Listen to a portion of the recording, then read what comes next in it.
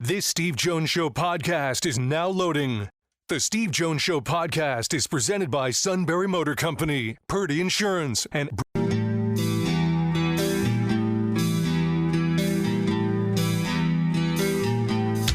bringing you an in-depth look at Penn State sports and more. This is the Steve Jones Show on News Radio 1070 WKOK. The Steve Jones Show is presented by Purdy Insurance, Brewers Outlet, and Sunbury Motor Company. Now from the Sunbury Motor Studio, here's Steve Jones.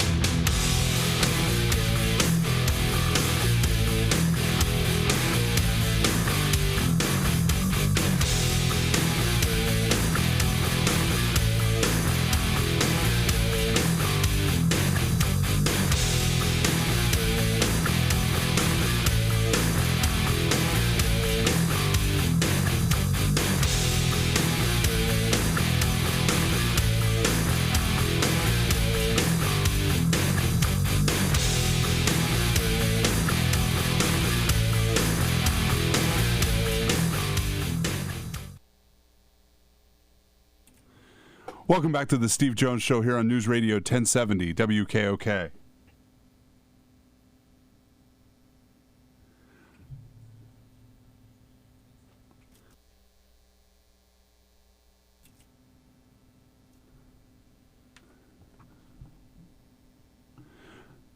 We're sponsored by Sunbury Motor Company, Purdy Insurance, and Brewers Outlet. Sorry, I was hunting down a leak. I found it. New refrigerator and the line going into the ice maker is leaking. So I had to find the shutoff valve, which I did, and now they're going to have to come out and fix it. Ha ha ha. So there you go. Todd, you wonder what you do during breaks? It's not always pretty, okay? It's not I get it. Pretty. Well, a guy that does a great job with beautiful prose is Mark Wogenrich. And Mark, Penn State on SI, always great to have you with us. And this half hour being brought to you by our good friends at Purdy Insurance, Market Street in Sunbury. Go to purdyinsurance.com. Auto, home, life, business, boat, motorcycle, RV, and Medicare. Don't forget the open enrollment's coming up. Turn to Purdy Insurance. Customer service means everything to them at purdyinsurance.com. Hello, Mark. How are you? I'm doing great, Steve. Thanks for having me. Yeah. So, 3 games in the books, 3 games where each time Penn State was the prohibitive favorite. Where do you see things at the moment going in a positive direction? Then we'll deal with what you think needs to be corrected.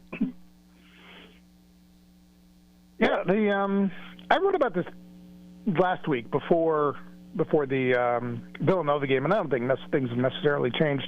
I feel like just generally these 3 games they've been ultimately like a software beta test. Like Penn State has a program that is debugging, and it has time to debug before its launch date, which is September 27th when Oregon comes to Beaver Stadium. I think Pat Kraft, it was funny, Pat Kraft on the radio show before, the coaches show before the opener with Nevada, he told you, and this was discussed, talking about the stadium, the temporary seating and all that, he said, bear with us. And I found that to be kind of an endearing thing to say, that we're saying not everything's going to be perfect. Right. And I think, again, he's talking about the stadium, but I think you can maybe shift application to that to the football team too. That, through 3 games, it's 132-17, giving up 17 points in 3 games, averaging 45. Things. It feels like they are trying to test out stuff through those 3, through that period. I think one of the things that struck me in saying that they've only given up 17 points is the defense, to me, has been exceptional. I mean, for the most part, exceptional. I don't want to have to qualify everything by saying look at the competition, right. But yeah, I mean, so we know that they played 3 teams that were going to be not uncompetitive, but just uncompetitive on the scale of having a chance to win the game. but functionally still, for a first-team defense to give up basically 3 points in 3 games, which is what they did, because both of the touchdowns were to backup quarterbacks in the final 30 seconds of each game.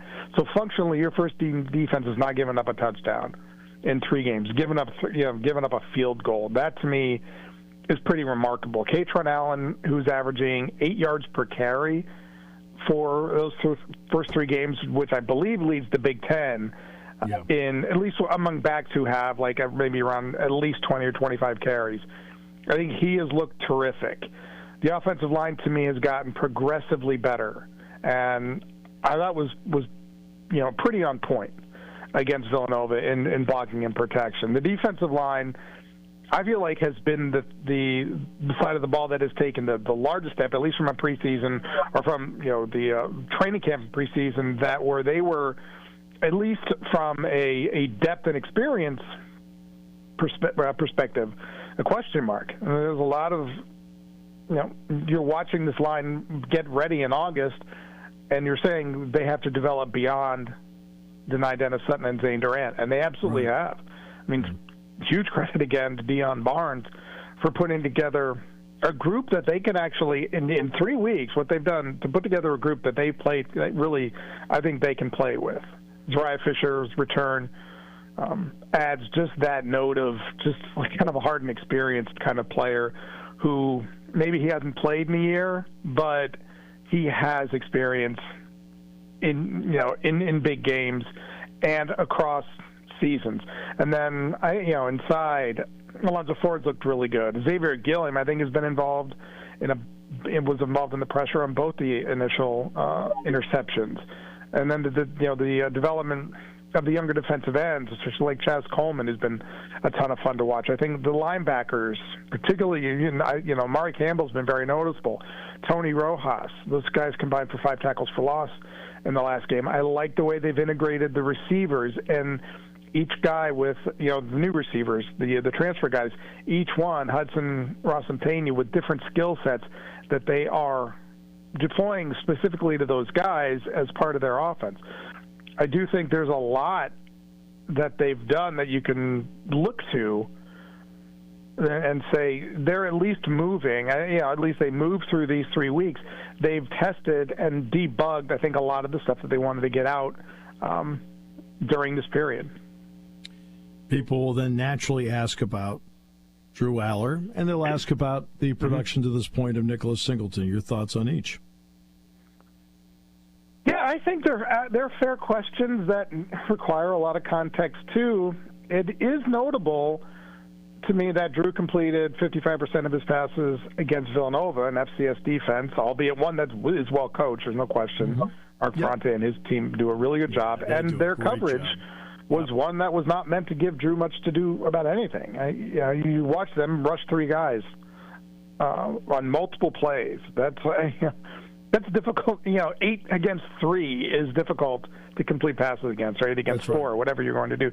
So that was an issue, but Drew didn't seem to be, the last couple of weeks, that there wasn't a momentum of rhythm.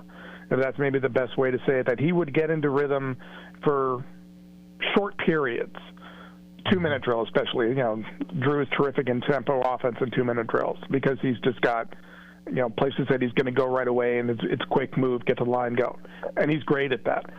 But he's the last couple of weeks, I think he's gotten himself out of rhythm, or the offense has participated in that too, in getting him out of rhythm, and that's been notable. I think that's been something that has been noticeable.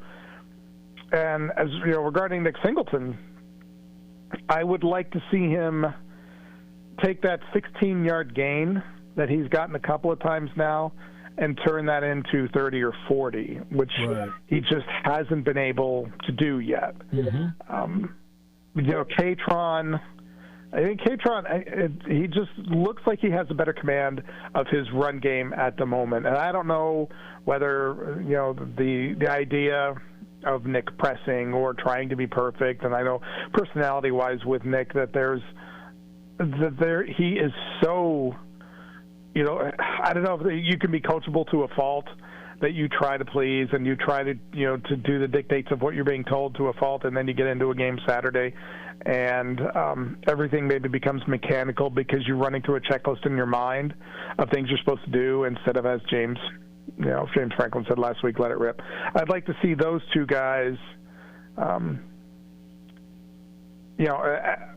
They probably would be the two players I would say that you maybe focused on the most going into Oregon. And certainly doesn't mean they have the bona fides. They've done it before. So I don't have any reason to believe that they're not positioning themselves to be able to perform in the high swims again. I want to bring up something that's away from Penn State for a moment, and that is the two firings of Deshaun Foster and Brent Pry. Now, the Brent Pry thing obviously is more personal. We all know him. Right? Yeah. But I don't understand the timing of it, Mark. I realize that now players do have contracts they're playing for and so forth. But the rule states if you play in fewer than 4 games or fewer, you can then bag the rest of the season and keep your eligibility. Why would Virginia Tech and UCLA make a move now, knowing that their entire roster is now vulnerable to that rule?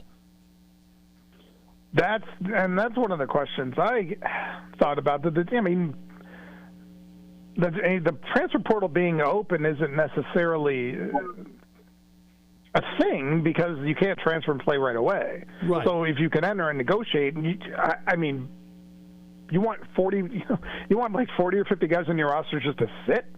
Well, in other words, how many players? My point is, how many guys are going to roster 35 players? Right. Who are actually going to go out and play? Yeah. Right. Well, my point is, you can play up to 4 games. Then when you get to game 5, you lose your season of eligibility. You may have guys wanting to preserve their eligibility for their future use someplace else, and they're going to look around and say, well, hey, thanks, you helped make my decision for me. Right, that's exactly what I mean. After 3 games, now you've got maybe there might be 40 guys on a UCLA roster who say I'm not going to play because of just what you said, the protection of the protection of that, protection of their redshirt season, as opposed to doing it in 5 games or whatever. I guess the 3-game thing might just be a specific reaction to what happened Friday night at the Rose Bowl and Saturday night in Virginia, that there just felt this compulsion of overreaction to those specific games. I don't know. Well, but I think, look, darn well boosters are involved here. Right? Oh, of course. But you have to be the cooler head in the room and say, guys, let's just wait 3 weeks, and not under the category of let's see what happens, but we can preserve the roster the rest of the season if we wait 3 weeks. Exactly. Right. So, you have to have a cooler head prevail in there and saying, okay, you're right. You're gonna pull away your donations. I'm going to get rid of them now. Like, just be the coolest head in the room and explain what the rules are to people as to why timing is important to do something like that. Oh yeah, no question. I don't know how much work you're going to be able to do at this point.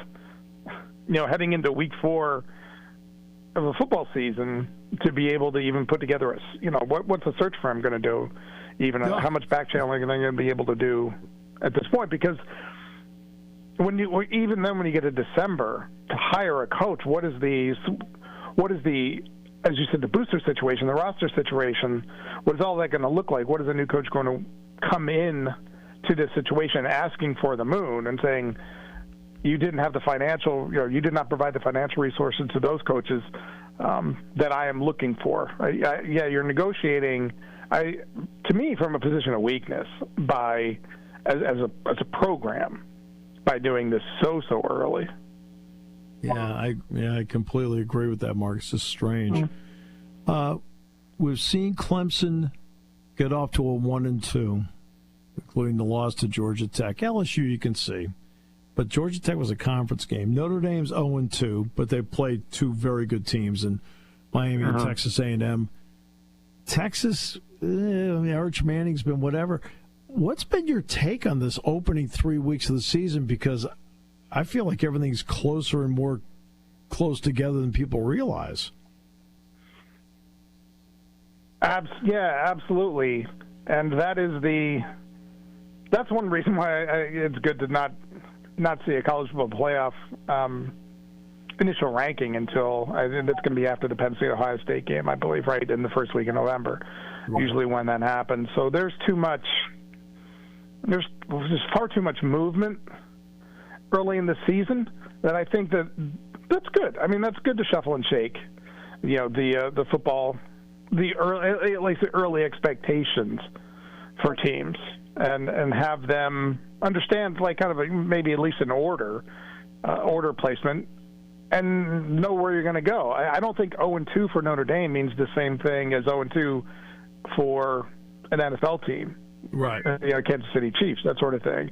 It's very different. Notre Dame is, I see people just saying goodbye Notre Dame to the playoff, and I go, you might want to slow down on that one. It's, I don't see that being at all an issue.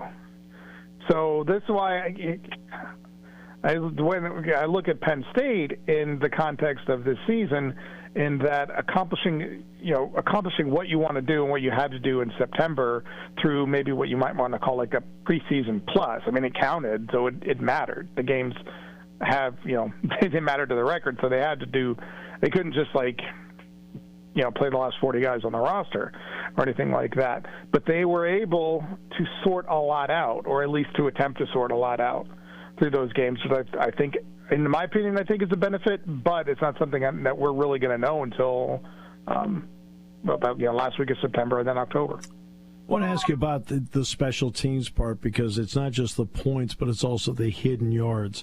When you see Mack on kick returns, Ross on punt returns, and then Awosu is punting the ball, what have been your thoughts? The punts that I've been really impressed with Gabe Nwosu is a couple of those pooch kicks, his technical punting. I just thought, the way James Franklin had described him as a punter is that he just had this incredible launch and he was going to kick something 65 yards with a ton of hang time, but could he manufacture a punt from the 40-yard line and kind of dial it in there? And I don't know what his number is of inside the 20, but it's really good, even though he's very limited. He's 5 for 5. All 5 punts have ended up inside the 20. Right. And it's just, I think his first punt, I think it was his second punt, actually. The first one is one he launched about 75 yards. Yeah.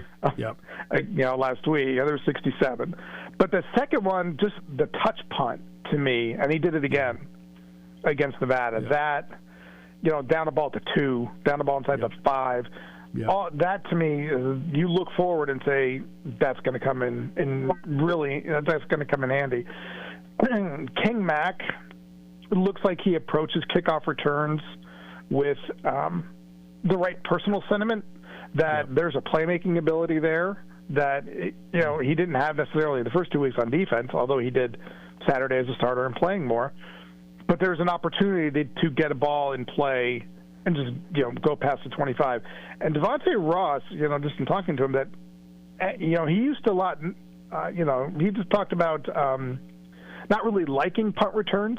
When he was at Troy, and how it kind of became something that he appreciated, and not even and it's gone beyond that, but beyond appreciating, but really has taken into kind of a personal test, so to speak, or just his mission to get those sorts of things. Those two players have, I think it's more than subtle, but it's kind of low key, really made a huge difference. And otherwise, also in addition, when you've got a kicker who's 9 for 10 now and got 3 40-plus yard field goals, to be able to say that you did that during out of the first 3 games, which would have been unexpected to me. I wouldn't have expected them to, attempt 10 field goals in those 3 games. That's been a hidden bonus, too, with Ryan Parker. Yeah, no, it has been. How valuable from a self-scout point of view is the little extra time the coaching staff gets this week to figure out what's been right and what they need to work on? I think any of that time can be valuable. I wonder, though, whether you wouldn't want to go right into a game. And, because it in a way it feels like you had training camp, and then you've had these 3 games, and then you're going to go back kind of to a camp idea. And I know they're not going to be doing that. I know that that's not the point. but it just feels like they've been in this elongated, extended kind of training camp. So while that is valuable, I wonder whether they wouldn't like to just be coming out and playing Oregon right away this week. That, save the bye week, maybe for after that, or before another game. But I just feel like there's value in it. But in this particular instance, this particular situation, maybe you'd want to kind of cut loose and test everything that you've learned right away. Interesting. Yeah, I kind of looked at it from a different point of view. That you've gone through 4.5 weeks of training camp, 3 game weeks.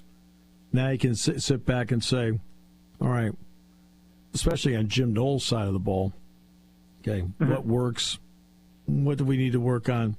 Who's not grasping a concept? And how do we work around it? Because now I've had a chance to look at it and self-scout. I mean, that's how I looked at it. There's no question that that's valuable. That's exactly what I'm certain that's what they're going to be doing. But I also, and just in the back of my mind, I think maybe there would, like I said, there would be that point that you played 3 games. Now you want to hit one and just test it out right away. And then maybe you can go back and recalibrate, reevaluate after that game. Yeah, I can see that point of view. No, yeah, I can completely see that point of view. And it was you stay in rhythm, and then after that game, okay, physical, tough, hard game like that, then you get the bye week. Yeah. All right. Hey, Mark, always a pleasure. And don't forget Penn State on SI.com. He's one of the best in the business. Mark, thanks so much for your time. I always appreciate it. By the way, how's the East Side? Hot? It's, you only get a little bit, you get a little window of like the sundown. The 3:30 games, it gets a little hot. The windows are up. It's great. You know what thing that has been really strange for me is getting accustomed to is seeing the band coming out what I call the other side of the field. Yeah. I'm so used to being on the west side and seeing the band coming out of the tunnel to my right that I look and I go, when did they put a tunnel down? Oh, no, never mind. We're on the east side. So that's been just me. Rich Garcelle and I say that every time. It's like, when's the band coming out from over there? But, we're old heads who have spent too much time on the west side of the stadium. So, getting a new perspective is good, though. We still have the same perspective. All right, so we're on the opposite side. Mark, thanks so much, my friend. Yeah, appreciate it. Thanks. Appreciate it, Steve. We'll come back with more in a moment on News Radio 1070 WKOK. Hi, this is Season. For over 100 years, the Purdy Insurance Agency has been protecting families and businesses of the greater Susquehanna Valley and beyond. With the experience of our trained and knowledgeable staff, you can rest assured that your needs will be evaluated and met by some of the industry's best representatives. No matter what your insurance needs are, call Purdy Insurance today at 570-286-5855. Visit our website at purdyinsurance.com or check us out on Facebook to see what we can do for you. The daughter of former FBI has sued the federal. The Steve Jones Show, weekdays at 1 on News Radio 1070 WKOK, on our app, and Odyssey and iHeart apps, and anytime on your favorite podcast platform. All right, everybody, put your feet up and enjoy. The great Jody Mack is with us. Is there an area of the team that you look at that you want to see if that area of the team is a little bit better this year than last year? They're making one change on the offensive line. I've heard that Tyler Steen has performed real well in camp, and they're confident that he can do what Mekhi Becton did. The Steve Jones Show, sponsored by Brewers Outlet. Hi, this is Season. For over 100 years, the Purdy Insurance Agency has been protecting families and businesses of the greater Susquehanna Valley and beyond. With the experience of our trained and knowledgeable staff, you can rest assured that your needs will be evaluated and met by some of the industry's best representatives. No matter what your insurance needs are, call Purdy Insurance today at 570-286-5855.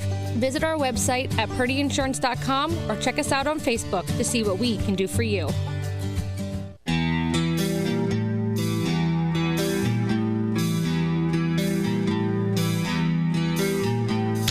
Bringing you an in-depth look at Penn State sports and more. This is the Steve Jones Show on News Radio 1070 WKOK. The Steve Jones Show is presented by Sunbury Motor Company, Purdy Insurance, and Brewers Outlet. Now from the Sunbury Motor Studio, here's Steve Jones.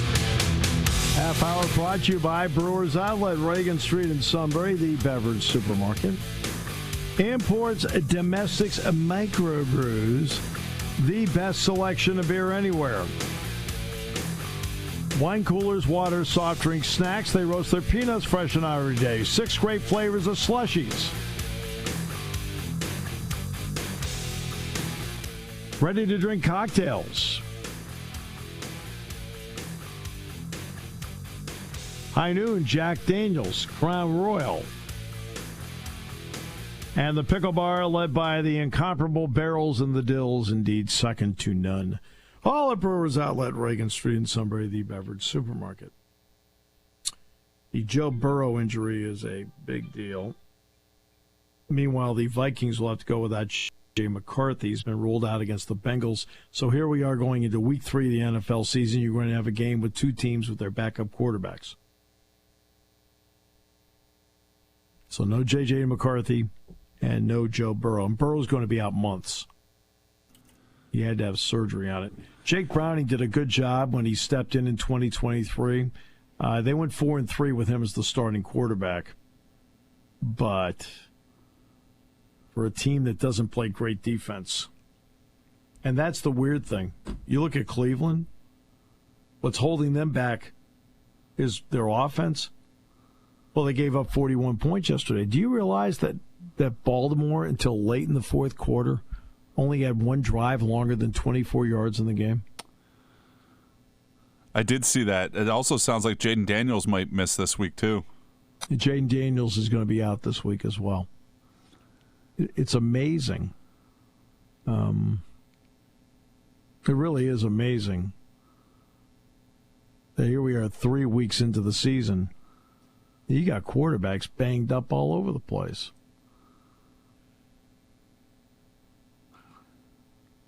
Wow. Poor JJ was, I don't think he had a starting lineman in after the third quarter. No, he did not. But I think that you watch him, and I know what he did in the fourth quarter against the Bears because I was able to watch that on Monday night. But in the 7 quarters he's played, I mean, to be honest with you, he hasn't been very good. I mean, it is only his second start. I think they put a lot on. I think there's a lot of expectations on a guy that's in his first year starting quarterback. While I agree with you, I do agree with that. But you're telling me that,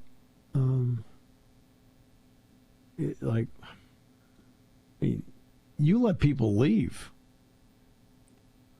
including Sam Darnold. We did a good job for you last year because you pinned everything on him. Now, I realize there's growth, and he didn't play a second last season. But goodness gracious, got to be a little bit better than that, don't you? And this. I mean, it's 2 games. It's 2 games, but no offense, but that is Justin Jefferson over there. It's not like as if they didn't give you some help. Yeah. They're. I don't think Adam Thielen is what he once was, and I think they're missing Jordan Addison a little bit as somebody to take a little bit of the attention off of. They're missing Addison a lot. Over Justin. Thielen is expected to be a really good possession guy you put in the slot. Okay. He's not expected to be a primetime guy, so you're right about that. And Addison is unquestionably a miss. The Steelers, if you run a TJ Watt, if you run a TJ Watt, you don't do very well. You run away from TJ Watt, you gain a lot of yardage. They can't stop the run on that side of the line of scrimmage. Can't do it. It's amazing. And then, my goodness, how do you make that kind of mistake on a kickoff? That was one of the all-timer brain farts. I sat there and went, what are you doing? Where are you going, buddy? But then you walk away. Buddy, where are you going? Hey, what are you walking back to the bench for? The ball's alive. Somebody made the point that that's the kind of mistake you might not be able to come back from in the locker room. Well, they may be right about that. And I was like, that's not great because he's 3 games into his career, and they're expecting a lot out of that dude. Yeah. Yeah. I mean, but again, what's been the big knock on him so far? It's been his inability to pick up other parts of the offense. All right? Yeah. That's been a big part of it to this point. His inability to pick up, without the ball. Well, I'd like to point out for the vast majority of the time in that play, the ball was not in his hands. So it's like, holy mackerel. Wow. I saw somebody say, maybe it was the new NFL kickoff or the NFL kickoff rule, but I'm not sure. I think that's a touchdown on every level of football, regardless of the kicking rules. It absolutely is. It absolutely is. The ball's alive. It hit the ground. The ball hit the ground. So it's alive, alive, alive, alive, alive. I don't care whether you're playing peewee ball. It's alive. And he's walking to the bench like, okay, well, it's a touchback. Over here in the back, sport. No. No. You may have missed on that one. Wow. Not good. I agree with you. That is as bizarre a play as I've seen in the NFL in a long time. And if you're around here, you only got to see it on the highlights because we did not get the Steelers game around here. Oh, no, we got the Steelers game, and I'm watching it yesterday. While tinkering around doing some stuff, I'm taking advantage of the bye week. I mean, I did a lot of work on Oregon yesterday. And so I'm sitting there working on it, and I'm looking up going, what are they doing? What the heck is that? All of a sudden I hear, was it Iron Eagle doing the game? And he says, oh, my goodness. I'm like going, oh, my goodness, what are you doing? It's like, good Lord. Oh, you got to be kidding me. Whew, I got to give him credit. That was bad. It's never good when you can hear the WTH in the announcer's voice. Yeah, when they've got that kind of this is, wow. What is going on? What are you doing out there? Sounding like the coach. What are you doing? I'm sure there was other words in there. I could hear Jim Knowles. What are you doing? Oh, my goodness. Yeah, it was like Doug said, it was like when Plexico Burris spiked the ball after a reception. Yeah. Jeez, what are we doing here? There's other examples of Plaxico Burris's decision making. Yeah, no, he's had other bad examples along the way. Sometimes on the field, sometimes not. Yeah, and but he did catch the game winner in the Super Bowl against the Patriots. Yes, he did. So he did do that. He had that moment. And then decided to eventually celebrate someplace, and it wasn't the right choice. No. All right, so, yeah. See, I'm the opposite of Mark on this. I always understand why somebody says, I want you to keep playing. But I also know that they've gone through 4.5 weeks of training camp. And I know how grueling that is. And I've watched them go through 3 game weeks. I think it's a good time for each coach, all 3 coordinators, to sit back and say, okay, we tried this, it didn't work. Let's just, for the moment, shelve that.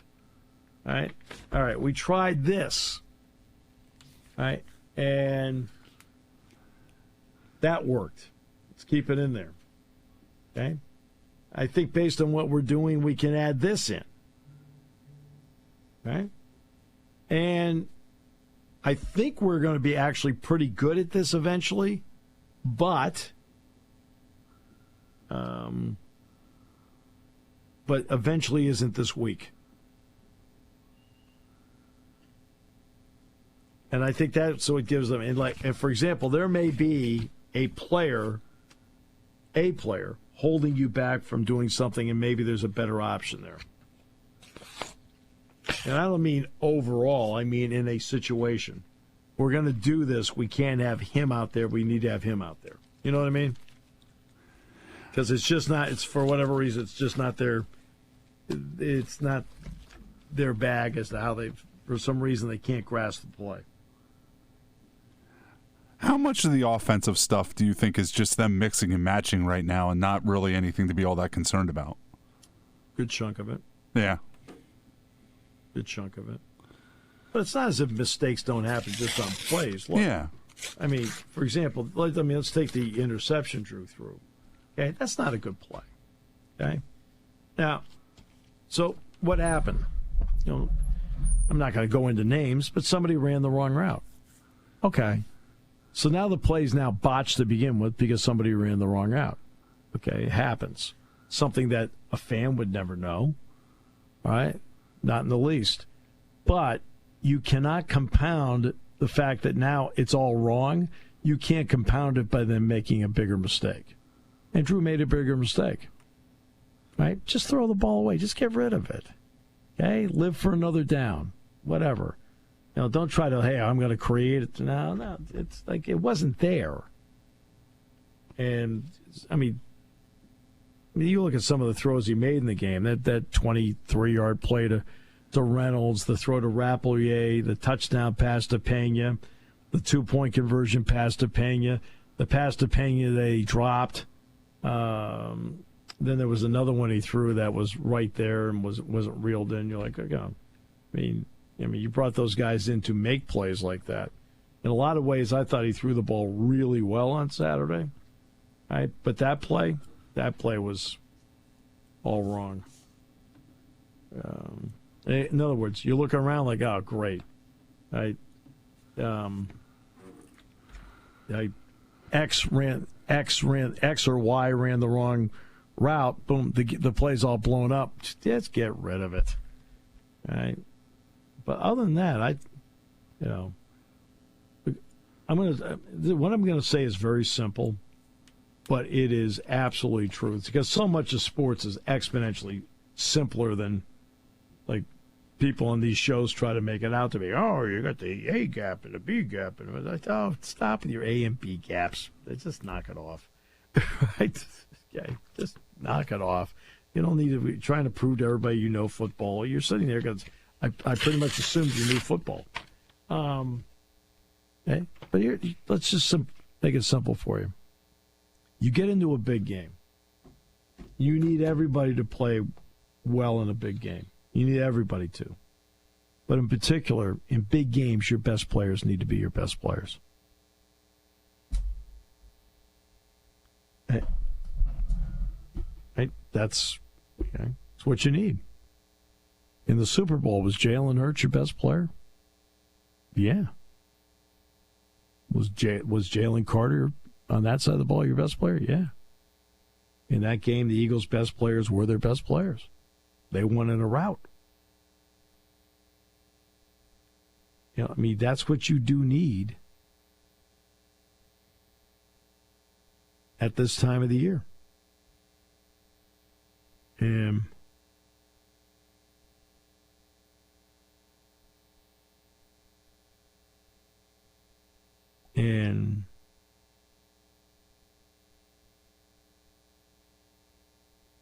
when you get into a game like this, the same thing's got to be happening. You need your best players to be your best players.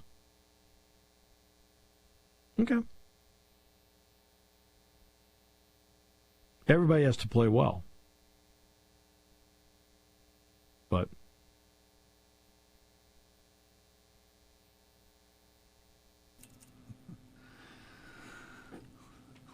now we have to wait 10 days for Oregon.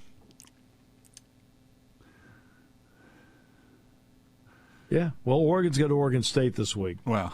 Now, Oregon State, they beat last year 49-14. Oregon State is as a program's now a shell of itself. I mean, Jonathan Smith is now the head coach at Michigan State. I mean, with a guy that has his degree from your university leaves for another job, that's not good. That's not good.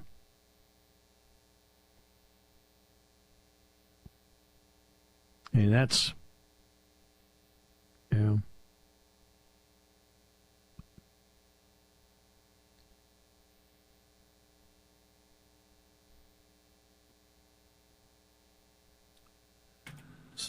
So, I mean, that is it. But I think you get the big game. You know, but they'll win the game probably by 4 touchdowns. Which one got spoken by North Texas? Was that Washington State?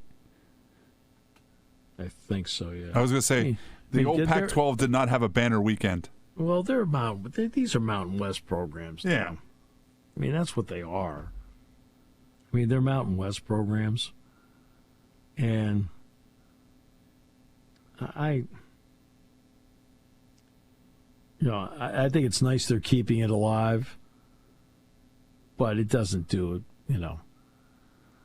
It's just, it is now a lower level non-conference game for them. And I think in that state it's a big deal, without question. But again, when I see Jonathan Smith leave his alma mater, where, by the way, he was doing a really good job because of the move, because the Pac-12 dissolved, and he took the Michigan State job, that tells you everything about when even one of your own thinks it's not worth it anymore. That's where it is. Did you see the end of the West Virginia Pitt game? I read about it. I didn't actually see it. What the heck are we doing here? Jack and I are sitting in the booth, and it's 4th down. Now I realize it's 4th down and a half an acre. But he threw the ball away. At least it looked like it. Like, what are you doing? Hey, who cares if it's intercepted? Throw it into quadruple coverage if you have to. But you got to make a play. Remember years ago, before they changed the rule on a 2-pointer being run back in the NFL, they finally have it now where it's the same as the college rule. College rule's been in place for 36 years, where you can run it back for 2. Well, the NFL just changed that rule, in the last 2-3 years? Well, there was a place, Seattle's playing Green Bay. It was a Monday night game, I think. And Russell Wilson on a 2-point conversion rolled to his right. Deep trouble. They're all over him. He just throws it into the end zone. I think it's Tyler Lockett came up with the ball, and they got 2 points out of it. The announcer like, incredible. Oh, what a play. Oh, yeah, what a lot of guts. I'm like going, guts? It's not guts. What are you talking about? Like, guts? So gutsy about a no-risk play. In other words, if it was intercepted, the 2-pointer's no good. If it's incomplete, the 2-pointer's no good. Because the rules weren't that you could get any points out of it as a defense. It's now changed. There's no guts on that play. He threw it in there because, the only way I can get 2 points is if I throw it into an area and the guy can catch it. Let's just hope he does. Meanwhile, I'm watching the Pitt quarterback dump it off into the open. Like, what are you doing? I can't tell where he's throwing the ball.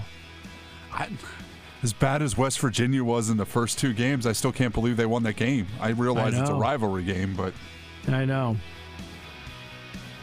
Rich Rod's revenge for 2008 or 2007, whatever year it was. I think it was 7. 7. 7. I remember driving back from Philadelphia. I did a basketball game at St. Joe's. All right, and I got back in time to see the end of that game and went, wow. Because Wanstad, I think, was the coach at Pitt at the time, right? Yes. Oof. That's a tough loss for them. Right. Great win for West Virginia, though.